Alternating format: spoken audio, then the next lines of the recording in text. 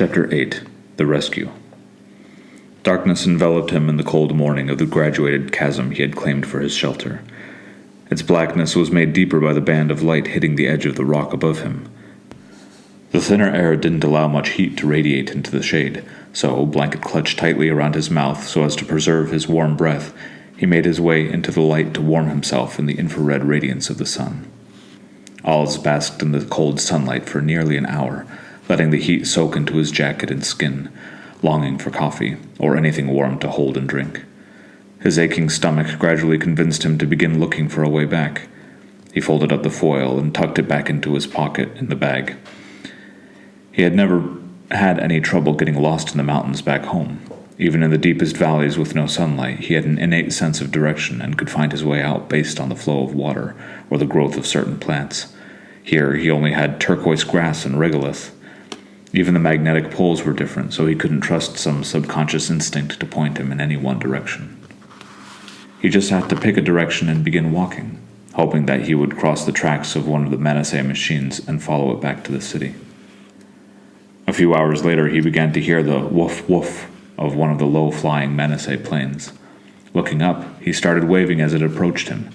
It landed softly in the grass a few dozen meters from him, and one of the Manisae hopped out and started walking toward him in its plodding way. "Als, I have been worried about you. Come, let me take you back to your estate," called out the hollow baritone voice of Shikse. Als clamored toward him in thankfulness and allowed him to be helped into the machine. As the two of them rode it back to the city, he asked his friend, "How did you find me? I didn't tell anyone where I was going." "We tracked your handheld. Even if the battery is dead, it still emits a small signal that we can detect. Nobody comes out here since your father, so we suspected that it might be you." Als pulled his handheld out of his inside pocket, having forgotten all about it. He wasn't used to relying on technology. The mountains of his previous home blocked most signals, so handhelds like this one were largely useless for navigation. The battery was full and the signal was strong, even though they had barely left the vicinity of where he spent the night. Shikse continued, "Why didn't you call for help? Do you not have the contact of the woman you have been communing with?"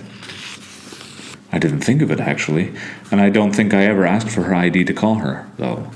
Looking through the contact list on the phone and finding hers saved, I guess I did have it after all. I'm usually much better prepared," he mumbled, trailing off. "Do not worry. I am just glad that you were able to survive the night. I know how thin your skins are, and it does get very cold out here at night for humans. I believe you should have more appropriate gear in your home if you should venture out this far from the city again." Als recalled having found, or was it stored, some thicker coats in one of the wardrobes at home. He had just assumed that they were meant for a colder season, not concluding that the seasons warranted them already. As they approached the outskirts of the city where his estate was, Shikse explained, "Your friend, the professor doctor, called me worried about you. She told me that you had left your meal abruptly and distracted 2 days ago. She hadn't heard from you since.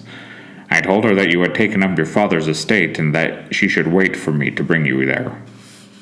"Thank you, Shikse. That was thoughtful of you."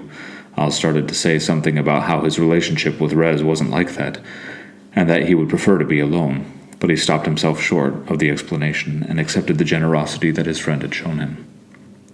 Once the flyer had landed in the grass behind the estate, Als hopped out and waved to Shikse in thanks, assuring him that he would be visited in the city soon to continue their earlier conversation from the ship. Shikse waved back and then lifted his face to the house and waved over Al's shoulder. He turned toward the house as the flyer lifted back into the air and saw Rez waiting for him just inside the glass door of the house. "Are you okay?" she inquired as the door opened to let Als in, handing him a cup of warm coffee. "Thank you. A bit cold and very hungry, but alive. I haven't been caught that unprepared in a while." "Well, I'm not surprised that you got lost. The terrain here is terribly monotonous, and the near horizon can be disorienting. I've started something hot to eat in the kitchen. Why don't you go warm up in the shower and join me when you're ready? Then I can give you a bit of advice about wandering the regolith." Als nodded in agreement and dropped his jacket on the floor, but took the coffee to the shower to nurse his growing headache. He woke the next morning and found himself in bed, naked and not alone. Startled by the fact that there was someone else in bed with him, he jumped out and saw that Rez was the one keeping him company. though she was clothed in a pair of what he guiltily recognized were his mother's pajamas. He assumed that she wouldn't have brought her own pair. Rez turned over and smiled at him, standing stupidly buck-naked in the middle of the room. "Good morning, Golpushka," completed with a wink. Alice understood the meaning, if not the wording, and quickly found a robe to cover himself, sensing that the situation couldn't become more awkward, at least for himself. He looked at her with a quizzical expression, implying the obvious question. "Don't worry, I did nothing untoward to you, save for dry you off a bit and put you in bed. You seem to have passed out in the shower, so I canceled our dinner plans and joined you.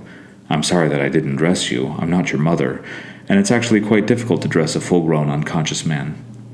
As for myself, I prefer to be dressed in bed, and since there were no other sleeping arrangement options, and I didn't think you were going to be wearing what I assumed is your mother's pajamas," she trailed off at the mention of his mother. Shaking his head, Alice reassured her. "No, don't worry, I'm not offended, nor am I a prude. It was just unexpected. I'm really quite used to being alone, and it's been a very long time since I've shared a bed with anyone, platonically or otherwise." Then, quickly changing the subject, "I'm famished. Do you think we could warm up whatever you had prepared last night?" She brightened at the change of mood and invitation to the table, if not the bed. "Certainly, why don't you find something more fashionable, and you can join me in the kitchen? No passing out this time, okay?"